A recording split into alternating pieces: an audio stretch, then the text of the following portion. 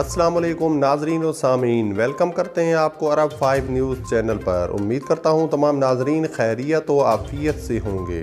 بڑھتے ہیں آج کی سعودی عربیہ کی تازہ ترین خبروں کی جانب، لیکن اس سے پہلے سعودی عربیہ کی تمام ویزا بیٹس اور تازہ ترین خبروں کے لیے نیچے موجود سبسکرائب بٹن پر کلک کریں اور ساتھ ہی بیل آئیکن پر کلک کر کے آل کے اوپر کلک کر دیں۔ آج 1 مئی 2021 ہے اور سعودی عرب میں کورونا کے نئے مریضوں کی تعداد 1056 ہے۔ صحتیاب ہونے والے 1071 اور اموات 11 ہیں۔ منطقہ الریاض میں 446، منطقہ المکہ میں 253، عسیر میں 52، مدینہ منورہ میں 33، جازان میں 28، قصیم میں 27، حائل میں 20، تبوک میں 15، حدود شمالیہ میں 15، نجران میں 14، البحہ میں 11 اور منطقہ الجوف میں 6۔ اب بڑھتے ہیں آج کی پہلی خبر کی جانب۔ مسجد الحرام میں قیام اللیل کے لیے اجازت نامہ توکلنا ایپ کے ذریعے حاصل کرنا ہوگا، ورنہ داخلے کی اجازت نہیں ہوگی۔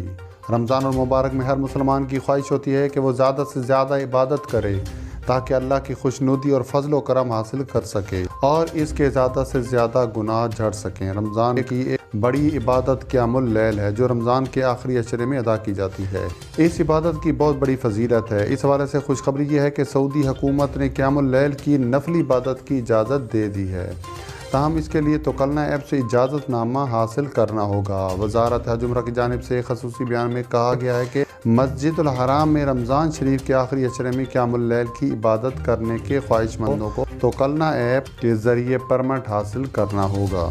پشاور زلمی کے چیئرمین جاوید آفریدی نے دبئی میں متحدہ عرب امارات کے وزیر شیخ نہیان بن مبارک سے ملاقات کی۔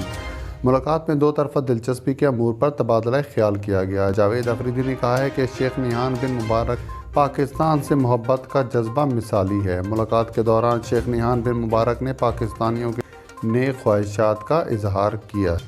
ہنگری نے پاکستان کے لیے براہ راست فلائٹس آپریشن شروع کرنے کا فیصلہ کرتے ہوئے کہا ہے کہ پاکستان کے ساتھ تجارت کو بڑھانا چاہتے ہیں۔ پاکستانی طلباء کو جو یونیورسٹیز میں اسکالرشپ دیں گے، پاکستان میں کاروباری کمپنیوں کو کاروبار کے لیے $64 ملین کریڈٹ لائن دیں گے، پاکستان کو جلدی امراض مثانہ اور گردہ اور پیتھالوجی میں مدد دیں گے، پاکستان اور ہنگری کے مابین سائنس اور ٹیکنالوجی کے امور میں تعاون کیا جائے گا۔ پاکستان کا دہشت گردی کے خلاف جنگ میں اہم کردار رہا۔ سعودی عرب میں مقیم پاکستانیوں کی شکایات کی تحقیقات کے لیے معائنہ کمیشن تشکیل۔ وزیر اعظم عمران خان نے سعودی عرب میں مقیم پاکستانیوں کی شکایات سے متعلق انکوائری کمیشن تشکیل دے دیا۔ کمیشن سعودی عرب میں پاکستانیوں کو سفارت خانے کی خدمات میں کمی، مسائل حل کرنے میں ناکامی کی تحقیقات کرے گا۔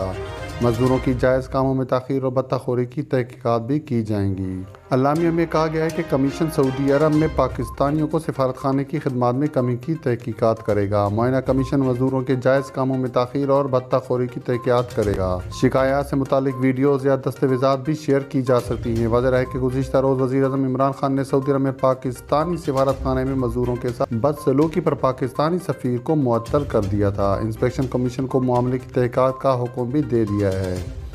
اس طرح پاکستانی سفارت خانے اور قونصلیٹ میں عوامی رابطوں کے ذمہ دار عملے کو واپس بلا لیا گیا ہے۔ اس حوالے سے وزیر اعظم انسپیکشن کمیشن کو معاملے کی تحقیقات کی ذمہ داری دے دی گئی ہے۔ انسپیکشن ٹیم 15 دن میں تحقیقات مکمل کر کے وزیر اعظم کو رپورٹ کرے گا۔ کمیشن سفارت خانے کی جانب سے پاکستانیوں کو پریشان کیے جانے کی تحقیقات کرے گا۔